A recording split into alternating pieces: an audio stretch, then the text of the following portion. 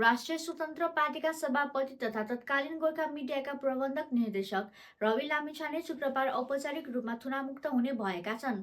उच्च अदालत तुलसीपुर बुटवल इजलासबाट बाहिर आएको सन्देश अनुसार आवश्यक प्रक्रिया पूरा गर्नुपर्ने भएकाले उनी सोही दिन रिहा हुन नसके पनि शुक्रबार जिल्ला अदालतमा उपस्थित भई सबै कानुनी कागजात पूरा गरेपछि जेलबाट बाहिरिने तयारीमा छन्। लामिछाने स्वयं रूपन्देही जिल्ला अदालतमा उपस्थित भएर शर्तहरू स्वीकार गरेको कागजमा हस्ताक्षर गर्नुपर्ने भएकाले रिहाई प्रक्रिया एक दिन ढिला भएको हो। बिहिबार उच्च अदालतका न्यायाधीश वासुदेव आचार्य र तेजनारायण पौडेलको संयुक्त इजलासले जिल्ला अदालतले साउन 26 गते दिएको थुनामा राख्ने आदेश बदल गर्दै बीको बराबरको बैंक ग्यारेन्टी लिएर शर्तसहित थुनामुक्त गर्न आदेश दिएको थियो। सो आदेशको सक्कल मिसिल शुक्रबार रूपन्देही जिल्ला अदालत भैरवा पुग्नेछ। त्यसपछि जिल्ला अदालतले उच्च अदालतको आदेश अनुसार रवि लामिछानेबाट बैंक ग्यारेन्टी आवश्यक कागजात तथा भविष्यमा अदालतको फैसला अनुसार थप दायित्व सिर्जना भएमा तिर्न बुझाउन मन्जुर भएको लिखित कागज गराई तारिकमा राखेर चुनावमुक्त गर्नेछ। रविको रिहाईका लागि बिहिबारदेखि नै प्रक्रिया सुरु भइसकेको र अदालत तथा सुरक्षा निकायसँग सम्मेलन गरेर शुक्रबार नै उनलाई अदालतमा उपस्थित गराइने रवि लामिछानेका संयुक्त सचिव अविनाश आचार्यले जानकारी दिए। उनका अनुसार सबै प्रक्रिया अदालतको आदेश बमोजिम पूरा भएपछि शुक्रबार नै रवि लामिछाने कारागारबाट बाहिरिनेछन्।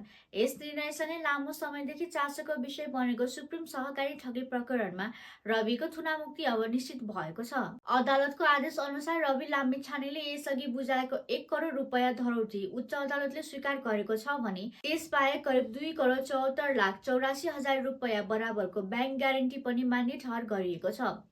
साथै मुद्दाको अन्तिम फैसला हुँदा विगो सम्बन्धी थप दायित्व सिर्जना भएमा तिर्ने प्रतिबद्धता जनाउनु पर्ने शर्त राखिएको छ। त्यस्तै रवि लामिछानेले विदेश यात्रा गर्नुपर्ने अवस्था आएमा अनिवार्य रूपमा अदालतलाई पूर्ण जानकारी दिनुपर्ने शर्त पनि अदालतले तोकेको छ। यसअघि तुलसीपुर उच्च अदालत बुटवल इजलासकै 2081 चैत 22 गतेको आदेश अनुसार रवि लामिछाने काठमाडौँबाट पक्राउ परेका थिए। पक्राउपछि उनलाई सुरुमा भैरवा कारागारमा राखेको थियो भने पछिल्लो समय ललितपुर स्थित नखु कारागारमा सारिएको थियो।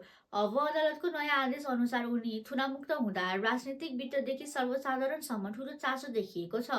यसैबीच भैरवा कारागारमै थुनामा रहेका छविलाल जोशीको हकमा पनि शुक्रबारदेखि पूर्ण कानुनी प्रक्रिया अघि बढ्ने भएको छ। जोशीका छोरा रोचक जोशीका अनुसार शुक्रबार नै पूर्ण निवेदन दर्ता गर्ने र बिगो बमोजिमको बैंक ग्यारेन्टी बुझाउने तयारी भइरहेको छ। यसैसँगै सुप्रिम सहकारी ठगी प्रकरणमा संलग्न सबै प्रतिवादीहरूको कानुनी प्रक्रियाले नयाँ मोड लिने देखिएको छ भने रवि लामिछानेको थुनामुक्तिले नेपाली राजनीतिमा समेत तरङ्ग ल्याउने निश्चित देखिन्छ।